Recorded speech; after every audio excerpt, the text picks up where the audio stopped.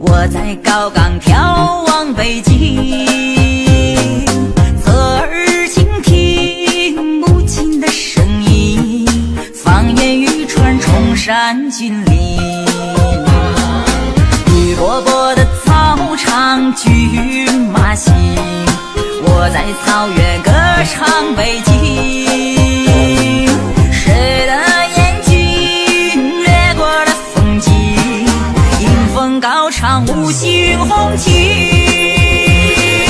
我站在草原望北京，一望无际国泰安宁，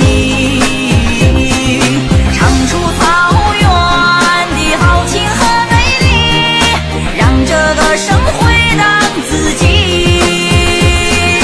我站在草原望北京，青青山岗心旷神怡，让心放飞这喜悦的心情，吉祥彩云